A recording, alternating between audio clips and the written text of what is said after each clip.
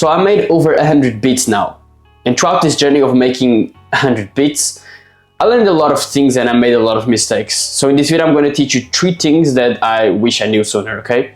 So just before we start, don't forget to subscribe and let's jump on FL Studio, okay? So the first thing I'm going to talk about is putting the 808 on the right note, okay? So yeah, I'm here on FL Studio and I'm just going to play my 808 so that you can hear that sounding good, okay?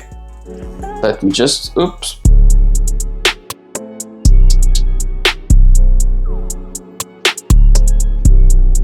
It sounded smooth, it sounded on the right notes. Okay, so how do you put your 808 in the right note, okay? Because I actually heard about this my first 7 months making beats, but I still didn't know how to do that. And I watched a lot of tutorials because the truth is, a lot of times they didn't like teach, I don't know, or they taught, but I didn't really understood, like, I don't know. But I'm gonna explain to you exactly how to do that, okay? So the first thing you do is just, first you have to know what's your main melody, okay? Your main melody is usually probably the first one that you make, but probably not like, think about it, this is probably not your main melody. Not your main melody. This is probably not your main melody. Maybe this is your main melody, but probably this one.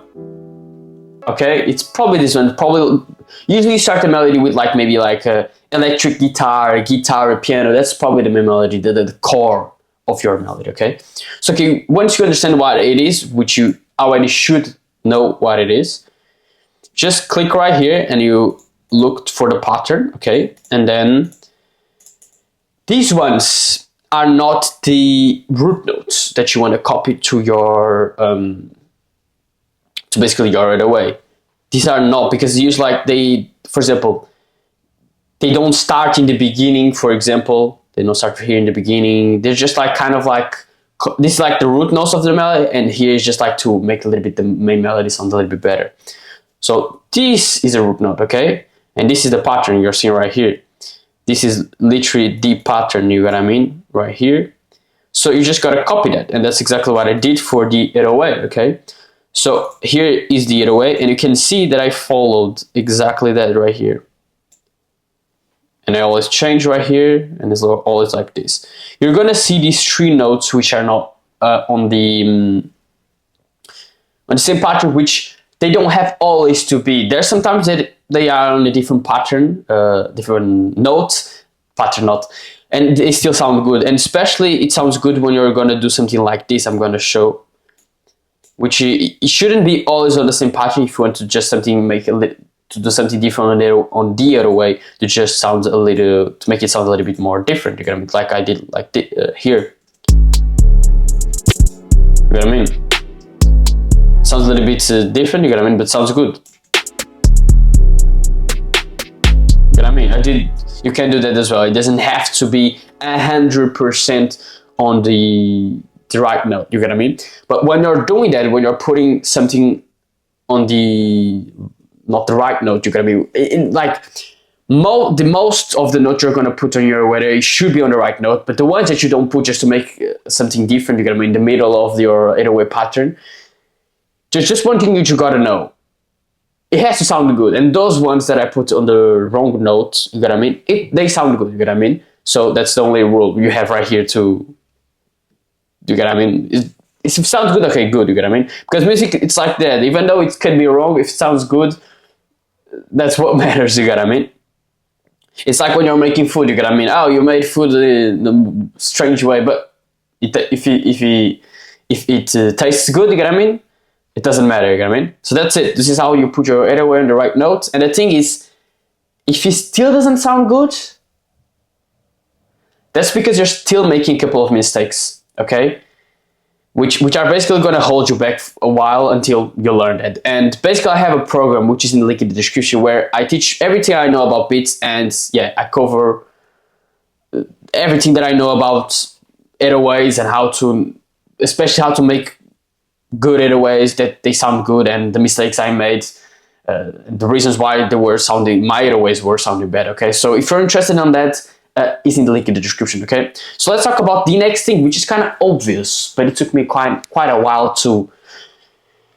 It took me like, I think 6 months, something along those lines, just to really start doing. And that was because I was kind of like, damn, something like that, you get what I mean? But if you're a beginner, you're probably not doing it, you get what I mean? Which is gonna like make your melodies not sound professional at all. Basically, everybody that makes, not even the melodies, that's wrong, it's like the beats in general, you get what I mean? Which is to open image stereo, okay? What is image stereo? It's basically, you know, when you're hearing a beat of music, you get, I mean, especially in a beat you can understand it, but in the music as well, but you usually hear more like the ad-libs, the other vocals instead of the melody, because the vocals are above the melody and you just hear a little bit the melody. But yeah, for example, if you're hearing a beat, you get, I mean, you can notice that the melody is not really sounding in the middle. It's more on the sides, but the drum is more in the middle. That's what I'm talking about here. So you got what I mean? So this helps so that the melody sounds better. It helps because it sounds like here, like on the sides, which it's a way better experience for the listener, and as well for the artist that wants to buy your beat, because you probably want to sell beats as well. And as well, it's good because the melody is not playing on the same place as the drums, so the drums actually start sounding better, you get what I mean? They're not playing exactly on the same place, you get what I mean? And you believe like in the first 6 months, even there's people teaching me that, I didn't know just because I was kind of dumb, you get what I mean? But basically, they were like, oh, it's here, something like that, but it was just like really right here, you get what I mean? This little one, but I was like, just, I don't know, I didn't know how I didn't see this, you get what I mean? But basically, it's this one. So basically now melodies open these up, okay? You don't have to open, you shouldn't open 100% the same percentage for all of them. You shouldn't open 100%, you get what I mean? None of them are 100%. You just should like, you can open 100% if you want, if it sounds good for you, you get what I mean? But you just basically gotta hear every melody, you get what I mean? And just like, just listen and think about, just feel, and you're gonna be probably like, oh, this main melody should have a little bit more, I should open more image area here, this one less, this one more or less, you get what I mean? So that's what you should do. I actually have right here, the reason why this one's not really open and this one as well is just because I have a melody bus which opens this percentage for all of them, you get what I mean? But just do that here, and you're gonna know the ones that should put more image stereo or not, you get what I mean? And you're gonna notice it will sound better like immediately, you get what I mean? So that's it, you get what I mean? Let's talk about the last thing, you get what I mean? Which is, this is very good advice, you get what I mean? This is, because it actually took me quite a while to start making very good melodies, you get what I mean? It's like a way higher level that I was producing before, you get what I mean? Which is to follow a pattern, you get what I mean? And this is actually a pattern that I basically created, you get what I mean? I think it was inspired by some people, you get what I mean? So I basically created a pattern which is helping me to make way better melodies. So I'm just gonna show to you how I did that so you can make better melodies, okay? So the first thing, I like to start with just, you could, the pattern I'm teaching right here is like, the way you structure, not how you make the main melody. You can make the genre that you're making, whether it's in B, blah, blah, blah. Okay? Of course, there's some maybe styles that this pattern that I'm teaching right here is not going to be beneficial, but especially for a beginner, it helps you because you're just not very good at making the melodies, so it helps.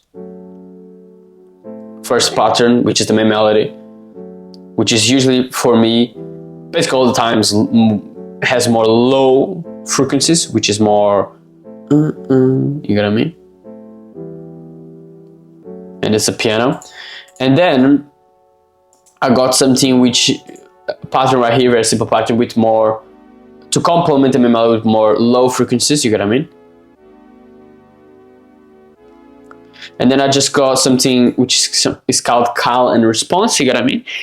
And you understand right here, like this is the call, this is response, this is the call, this is something basically like to create some variety on the melody, just to make it more entertaining, which that's what you want, you get what I mean? So this is it.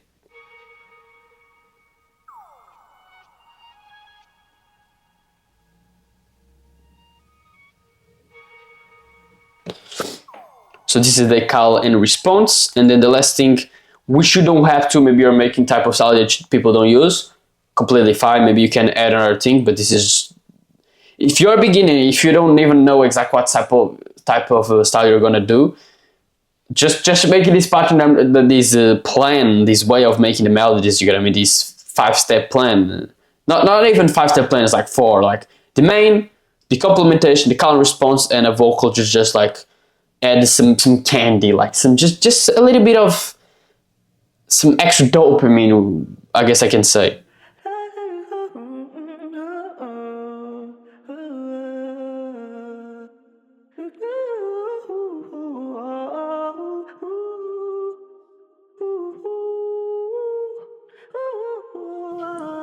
So after that, it sounds like this.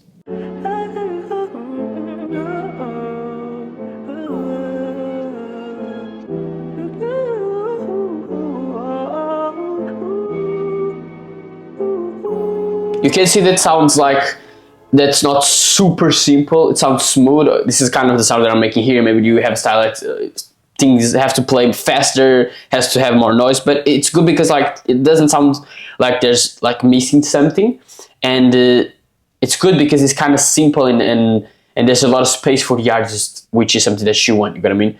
So yeah, and just to let you know, all of these sounds basically are on my program, you know what I mean, which is my course. Basically, I apart from like the course that I already talked about in the beginning, you know what I mean, I basically give you access to basically a pack of a lot of sounds, you know what I mean, which is called one shots, like the ones I'm using right here, and that's really good, you know what I mean, start making good melodies, you know what I mean, because that was actually one of my biggest problems, you know what I mean, which was like, I just didn't have a lot of sounds, and I was just like trying to find them, but I found some, you know what I mean, but you had to pay like 60 euros for a plugin with those sounds, you know what I mean, and yeah, basically you're gonna get access to that for free, you know what I mean. It's, bro, these sounds are very good, you know what I mean, they will really help you, like piano sounds, you know what I mean, vocals, it will help you a lot, you know what I mean, so if you're interested on that, it's in link in the description, okay? So that's it, I hope I helped you, brother, don't forget to subscribe, and I'll see you in the next video. Goodbye.